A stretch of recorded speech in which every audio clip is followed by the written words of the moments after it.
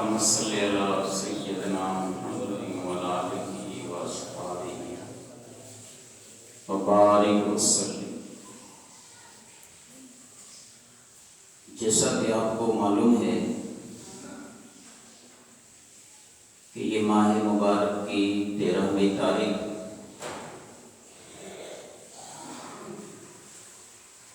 یہ وہ مبارک تاریخ ہے کہ جس میں مولا کائنات مولا علی شیر خدا کرم اللہ تعالی وجہ الکریم کی ولادت پاک ہوئی ہے۔ تاریخیں اور دن آتے ہیں چلے جاتے ہیں، لیکن ہمارے معاشرے کے اندر اتنی جہالت ہے کہ ہمیں پتہ نہیں ہوتا ہے۔ تو میں چاہتا ہوں کہ آج کے اس خطبے میں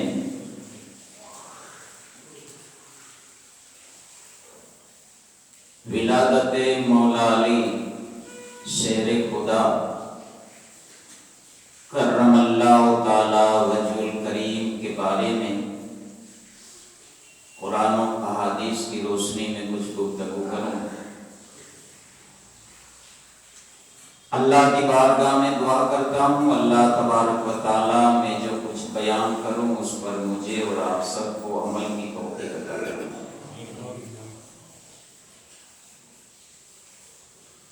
میرے بزرگوں اور بھائیوں،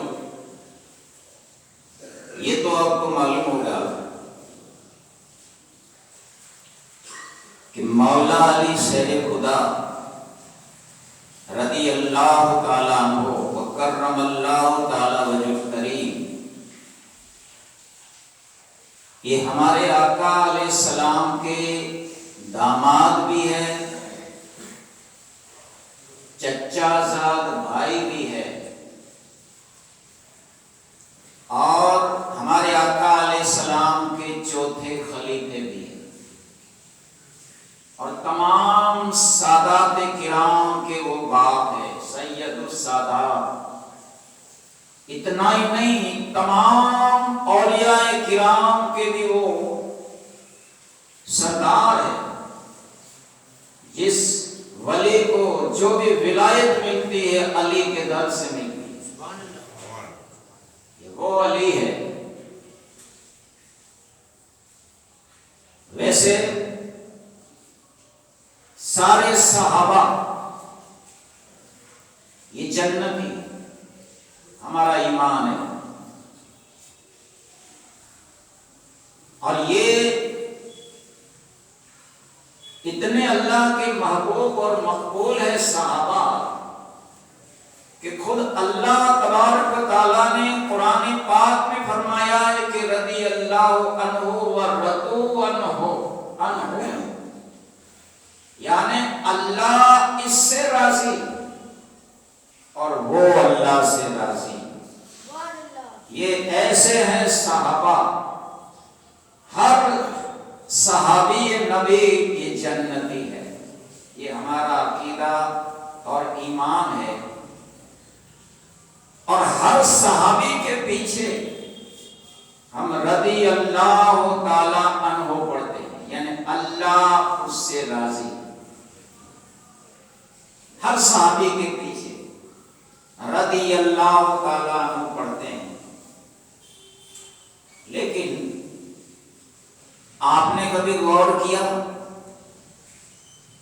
کہ مولا علی شیر خدا کرم اللہ تعالی وجہ الکریم ان کے پیچھے رضی اللہ عنہ بھی پڑھتے ہیں، اور خاص ان کے لیے ہم پڑھتے ہیں کرم اللہ تعالی وجہ الکریم، جن کا مطلب ہوتا ہے کہ اللہ آپ کے چہرے کو اور زیادہ مکرم فرمائے، اللہ آپ کے مبارک چہرے کو عطا فرمائے. یہ صرف ہم مولا علی کے نام کے بعد پڑھتے ہیں کرم اللہ تعالیٰ وجہ کریم. یہ کیوں پڑھتے ہیں؟ کبھی آپ نے غور کیا ہے؟ دوسرے صحابہ کے پیچھے نہیں پڑھتے. تو میرے بزرگوں اور بھائیوں، بات یہ ہے کہ مولا علی وہ ہے بڑے عاشق رسول، ایسے عاشق رسول کہ ابھی آپ پیدا نہیں ہوئے، دنیا میں تشریف نہیں لائے ہیں، ماں کی شکم میں ہیں، ماں کی شکم میں ہے، اور ابھی آپ نے کلمہ بھی نہیں پڑھا ہے، لیکن نبی پاک سے عشق اور نبی پاک سے محبت دیکھو، ادب دیکھو کہ جب بھی ہمارے آقا علیہ السلام اپنے چچا ابو طالب کے گھر جاتے تو آپ کی بیوی صاحبہ جن کا نام تھا فاطمہ بنت اسد، یہ مولا علی کی اماں جان کا نام ہے. تو جب بھی ہمارے آقا اپنے چچا کے گھر جاتے تو چچی کھڑی ہو جاتی، اگر وہ الگ کمرے میں ہوتی تو بھی کھڑی ہو جاتی. تو ایک دن حضرت ابو طالب نے فرمایا کہ اے فاطمہ، تم آقا گھر میں آتے ہیں تو کیوں کھڑی ہو جاتی ہو؟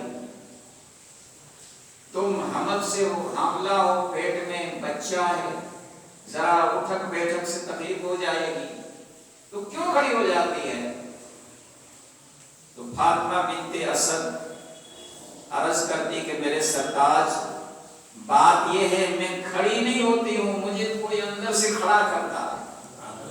یہ مولا علی تھے، ایسی ہلچل پیدا کرتے ماں کی پیٹ میں کہ ماں کو کھڑا ہونا پڑتا نبی پاک کی ادب کے لیے.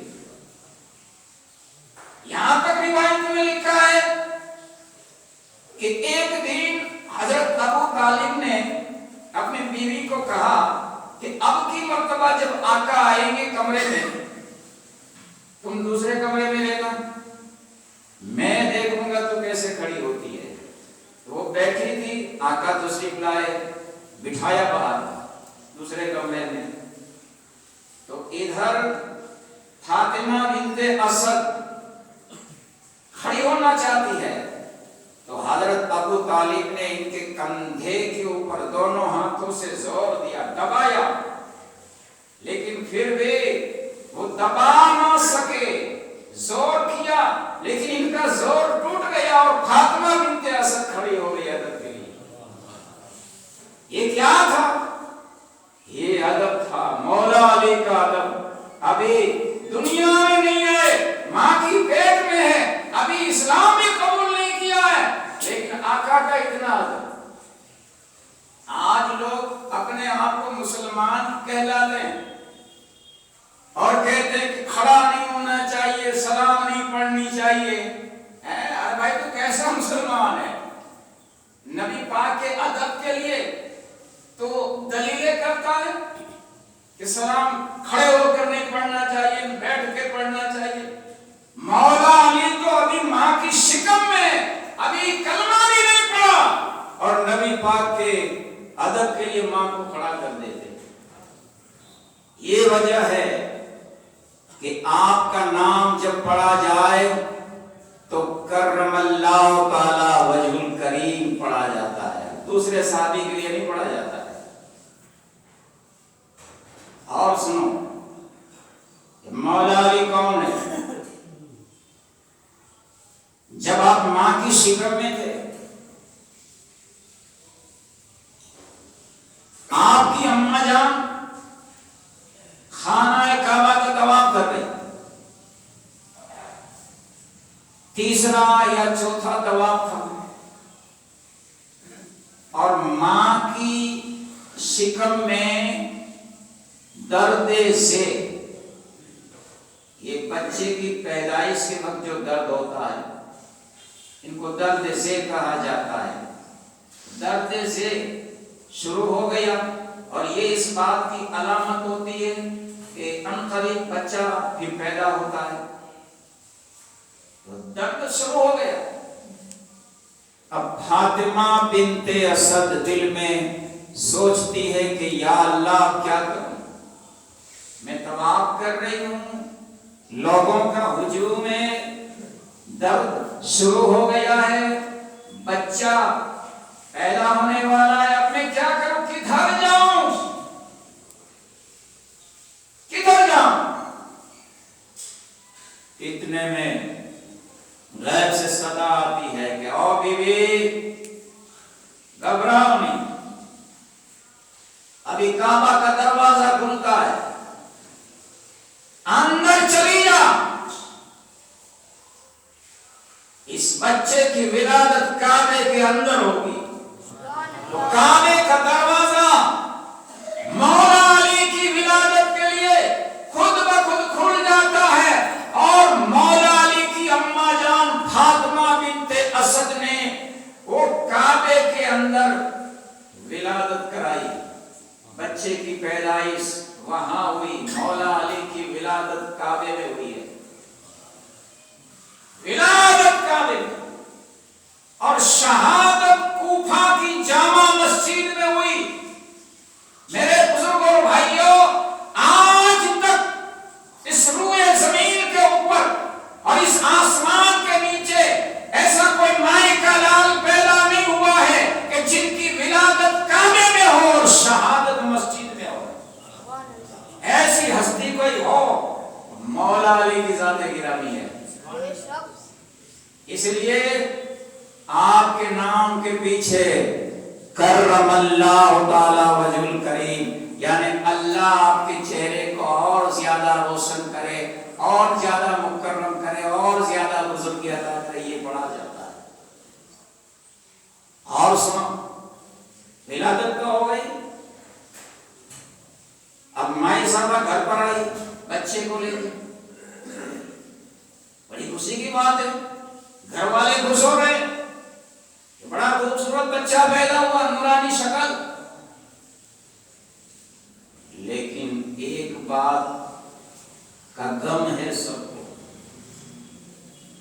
کیونکہ مولا علی نے آنکھ نہیں کھولی.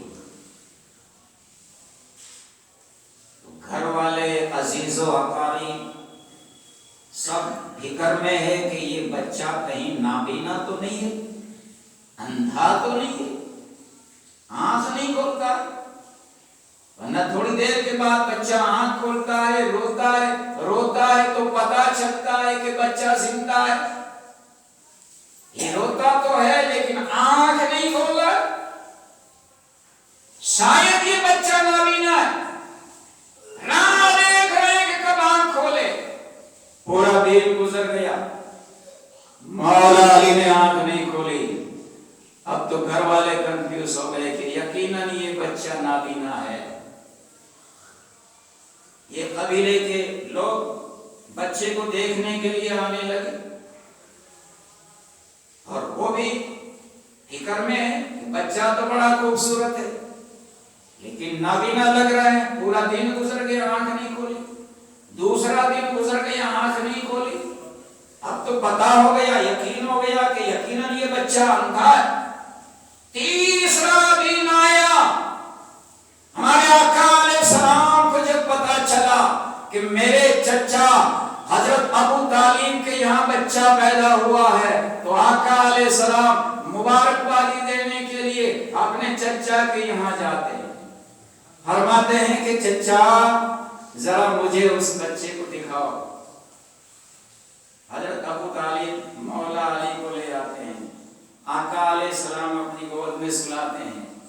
اب جیسے ہی مولا علی گود میں سوئے اور آپ کی آنکھیں نبی پاک کے چہرے کی طرف ہوئی تو فوراً آپ نے آنکھ کھول دی.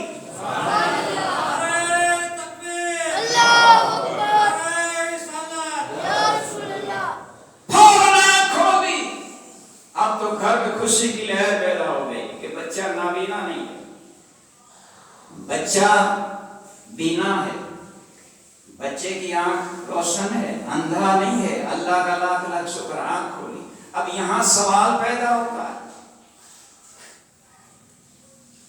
مولا علی نے پیدا ہوتے ہیں آنکھ کیوں نہیں کھولی؟ کعبے میں پیدا ہوئے، لوگ کعبے کی زیارت کے لیے تڑپ رہے ہیں، مولا علی تو کعبے کے اندر تھے، چاہتے تو پیدا ہوتے ہی کعبے کی زیارت کر لیتے، لیکن کعبہ میں ہونے کے باوجود مولا علی نے کعبے کی زیارت نہیں کی، آنکھ نہیں کھولی۔ آنکھ کھولی تو کہاں کھولی؟ نبی پاک کی گود میں کھولی، اور دنیا میں جب پہلی نظر پڑی تو کہاں پڑی؟ نبی پاک کے مبارک چہرے کی طرف۔ اس میں کیا حکمت تھی؟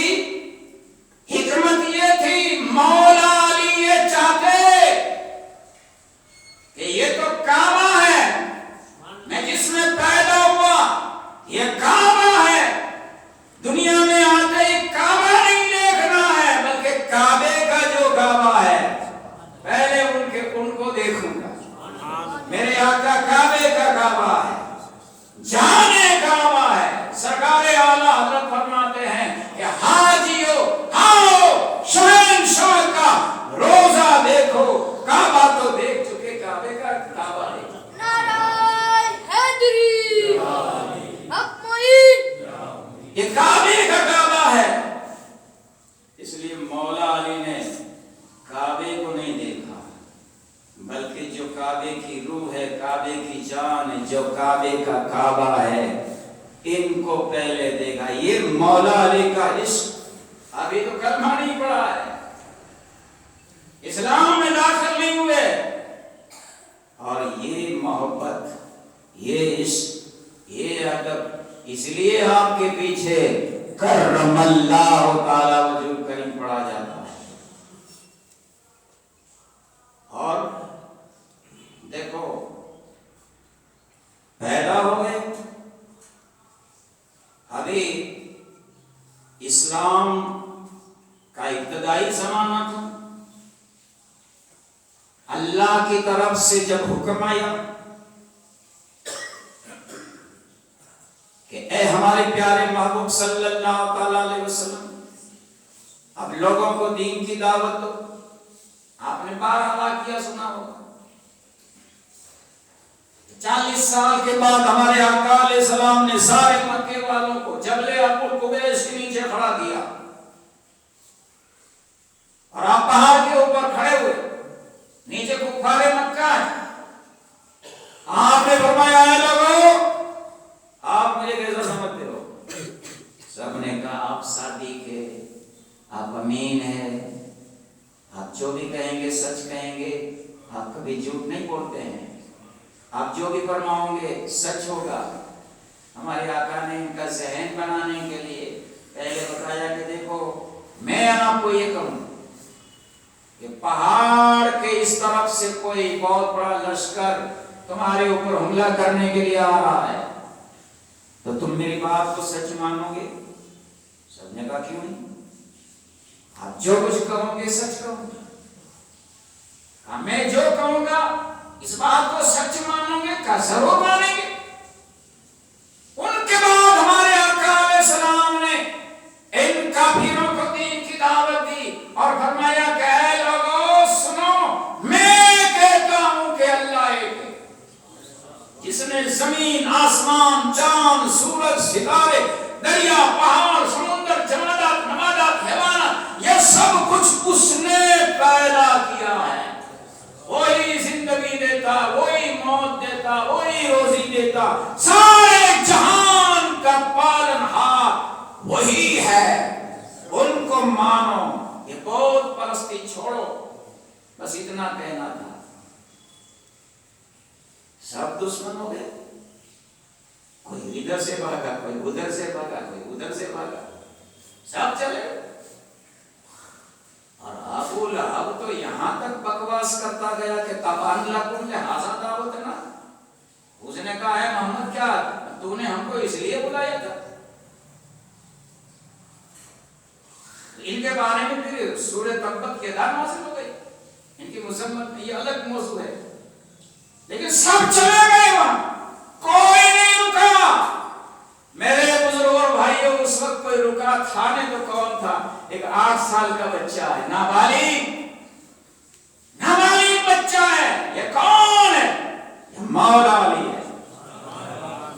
آقا فرماتے ہیں علی تم کیوں نہیں گیا؟ کہا میں آپ کی بات کو تسلیم کرتا ہوں، میں اسلام میں داخل ہونا چاہتا ہوں، مجھے کلمہ پڑھاؤ۔ کہا ہے علی کلمہ پڑھنا یہ بہت مشکل بات ہے تیرے لیے، یہ سارے کفار مکہ تیرے جانی دشمن ہو جائیں گے۔ کہا قبول ہے۔ کہا ہے علی اگر تو اسلام میں داخل ہوگا تیرا امتحان لیا جائے گا، تجھے موت کے بستر کے اوپر سونا پڑے گا۔ کہا منظور ہے۔ کہا ہے علی اگر کلمہ پڑھے گا تو کوفہ کی جامع مسجد میں حالت نماز میں کھنجر کھانا پڑے گا۔ کہا منظور ہے، سب کچھ منظور ہے، آقا مجھے کلمہ پڑھاؤ۔ سب سے پہلے کلمہ پڑھنے والے نابالغ میں یہ مولا علی ہے۔ ایسے مصیبت کے ماحول میں سب چلے گئے تھے، اس نے آقا کو ساتھ دیا تھا، اس لیے آپ کو کرم اللہ تعالیٰ وجہ کریم کہا جاتا ہے۔ اور کتابوں میں یہ بھی لکھا ہے کہ ماں فاطمہ زہرا رضی اللہ تعالیٰ عنہ، یہ ہمارے آقا علیہ السلام کی چہیتی صاحبزادی، یہ وہ پرہیزگار خاتون کہ زندگی میں کبھی بھی کسی غیر مرد نے خاتون جنت ماں فاطمہ رضی اللہ تعالیٰ عنہ کے چہرے کو دیکھا نہیں تھا، کسی نے نہیں دیکھا تھا، یہاں تک کہ چاند کی چاندنی نے بھی نہیں دیکھا ماں فاطمہ کے چہرے کو، زمین نے بھی نہیں دیکھا، سورج کی کرنوں نے بھی نہیں دیکھا، یہ پردہ تھا ماں فاطمہ کا۔ اتنی حیا، اتنی شرم والی ماں فاطمہ، یہاں تک کہ وہ دعا کیا کرتے تھے، ایک روایت میں ہے کہ اے اللہ تو سب کی روح قبض کرنے کے لیے ملک الموت کو بھیجتا ہے، تو ملک الموت بھلے فرشتہ ہے، معصوم ہے، لیکن ہے تو فرشتہ، تو میں یہ چاہتی ہوں کہ جب میں رخصت ہوں تو مولا تو ہر چیز کے اوپر قادر ہے، چاہے تو بغیر ملک الموت بھی میری روح نکال سکتا ہے۔ اے اللہ برائے کرم میں تجھے تیری عزت و جلال کا واسطہ دیتی ہوں، مولا ملک الموت کو میرے پاس نہیں بھیجنا، کیونکہ وہ فرشتہ ہے، میرے لیے غیر ہے، تو تیری قدرت سے میری روح نکالنا۔ اور کہا جاتا ہے کہ اللہ نے اپنی قدرت سے خاتون جنت کی روح نکالی تھی، ملک الموت بھی نہیں گئے تھے۔ یہ ماں فاطمہ کا مبارک چہرہ، ان کو دیکھنے والے نکاح کے بعد اگر کوئی ہو تو مولا علی ہے۔ مولا علی نے خاتون جنت کے چہرے کا دیدار کیا ہے، اس لیے آپ کے نام کے پیچھے کرم اللہ تعالی وجہ الکریم کہا جاتا ہے۔ بڑی قربانی ہے، بڑی قربانی۔ بارہا آپ سنتے آتے ہیں جب ہمارے آقا علیہ السلام نے ہجرت فرمائی، چاروں طرف گھیرا ڈالا ہے کافروں نے، تلوار لے کر کھڑے ہیں، اور یہ سازش بنائی گئی ہے کہ وہ بستر کے اوپر سویا ہو محمد بن عبداللہ، رات کو حملہ کر دینا ہے۔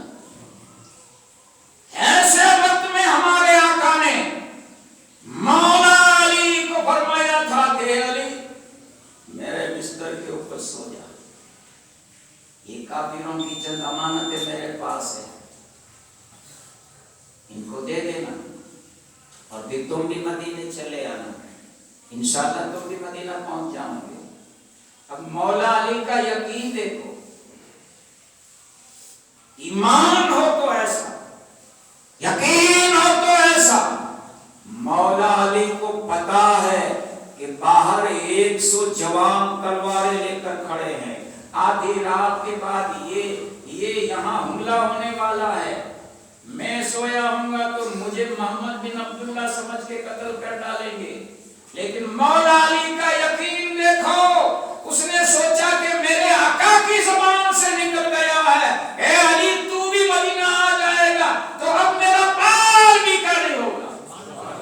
مولا علی سو گئے موت کے بستر کے اوپر، آرام سے سو گئے، ایسے سوئے کہ بعد میں کسی نے پوچھا اے علی شاید وہ ہجرت والی رات کو وہ موت کے بستر کے اوپر آپ کو نیند نہیں آئی ہوگی، تو مولا علی نے فرمایا اے لوگو قسم پروردگار کی، ارے اس رات کو تو مجھے وہ بستر کے اوپر ایسی گہری نیند آئی کہ ایسی گہری نیند زندگی میں کبھی آئی نہیں تھی۔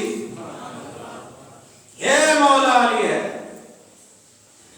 صحابہ تو سب ہے، کسی کے پیچھے کرم اللہ تعالی وجہ الکریم نہیں کہا جاتا ہے، لیکن مولا علی وہ ہے، ان کا عشق وہ ہے، ان کی محبت، ان کا ادب وہ ہے، ان کی قربانی وہ ہے۔ اس لیے صرف آپ کے پیچھے کرم اللہ تعالی وجہ الکریم پڑھا جاتا ہے۔ اور ترمذی شریف کی حدیث ہے، ہمارے آقا علیہ السلام فرماتے ہیں کہ جو مومن ہوگا نا، مومن سچا ٹناٹن سنی، ان کے دل میں علی کی محبت ہوگی،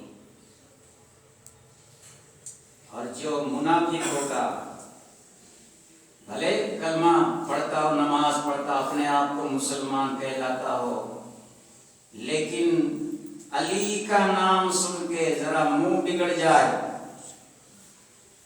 محبت پیدا نہ ہو، خوشی کی لہر نہ آئے چہرے کے اوپر، ہمارے آقا علیہ السلام فرماتے وہ منافق ہے، کیونکہ مومن کے دل میں ہی علی کی محبت ہوتی ہے، جو منافق ہوتا اس کے دل میں علی کا بغض ہوتا ہے۔ میرے بزرگوں اور بھائیوں، یہ دور بڑا نازک ہے۔ حضرت ابو سعید خدری رضی اللہ تعالیٰ عنہ جب یہ حدیث سنی تو ان کے بعد وہ کہتے ہیں کہ جب بھی ہم کسی مجمع میں جاتے اور ہم کو مجمع ڈاؤٹ فل لگتا تو ہم علی کا ذکر چھیڑ دیتے، ہم علی کا ذکر چھیڑنے کے بعد دیکھتے کہ کن کے چہرے کے اوپر خوشی کی لہر ہے اور کون منہ بگاڑ رہا ہے۔ جس کا منہ بگڑ جاتا ہم سمجھ جاتے کہ یہ منافق ہے۔ تو میرے بزرگوں، جو سچا مومن ہے وہی علی سے محبت کرتا۔ آج کیا ہے، ہم زیادہ علی کا ذکر کرتے، زیادہ علی کا نعرے حیدری بار بار لگاتے ہیں، تو اپنے ہی والے شک کرتے ہیں کہ یہ کہیں شیعہ تو نہیں ہو گیا، یہ شیعہ تو نہیں ہو گیا ہوگا۔ ارے پہلے سمجھو شیعہ کس کو کہا جاتا ہے؟ جو صرف اہل بیت سے محبت رکھے اور صحابہ سے بغض رکھے، وہ شیعہ ہے۔ الحمدللہ ہم اہل بیت سے بھی محبت کرتے ہیں اور صحابہ سے بھی محبت کرتے ہیں۔ سرکار اعلیٰ حضرت فرماتے ہیں کہ اہل سنت کا ہے میرا پال، اصحاب حضور نجم ہے اور ناؤ ہے درد رسول اللہ۔ نعرہ تکبیر، نعرہ رسالت۔ اہل بیت یہ گھر والے ہیں اور صحابہ در والے ہیں۔ ہم گھر والے کو بھی مانتے ہیں، در والے کو بھی مانتے ہیں۔ تو زیادہ علی کی تعریف کرنے سے شیعہ کا فتویٰ نہیں لگانا چاہیے۔ امام شافعی رحمت اللہ علیہ کے دور میں، یعنی آپ بہت تعریف کرتے تھے مولا علی کی، تو کسی نے کہا یہ شیعہ تو نہیں ہو گئے؟ تو امام شافعی جیسی ہستی نے فرمایا تھا کہ مولا علی کی تعریف کرنے سے اگر مجھے کوئی شیعہ سمجھتا ہو تو میں سب سے بڑا شیعہ ہوں۔ اہل بیت کی تعریف کرنے سے، مولا علی کی زیادہ تعریف کرنے سے کوئی شیعہ نہیں ہوتا ہے۔ شیعہ کب ہوگا؟ جو صحابہ کرام سے دشمنی رکھے، جو حضرت عثمان غنی، فاروق اعظم، حضرت ابوبکر صدیق، دیگر صحابہ کرام سے دشمنی رکھے تو شیعہ کہا جائے گا۔ باقی ہم تو صحابہ کو بھی مانتے ہیں، ہمارے سر کے تاج ہے، مولا علی کو بھی مانتے ہیں۔ تو میرے بزرگ اور بھائیوں، یہ ہے مولا علی، بڑی قربانی ہے ان کی اسلام میں۔ ہمیں چاہیے کہ 13 رجب یہ آپ کی ولادت کا دن ہے، منگل کو ولادت کا دن ہے، سوموار کو ولادت کی رات ہے۔ ہمیں چاہیے کہ ہم ان کی روح کو خوش کرنے کے لیے اپنے گھر میں حصول برکت کی غرض سے اپنی حیثیت کے مطابق نیاز دلوائے اور اس کی یاد منائے۔ اللہ تعالیٰ ہمیں توفیق عطا فرمائے۔ وما علینا الا البلاغ وآخر دعوانا الحمد للہ رب العالمین۔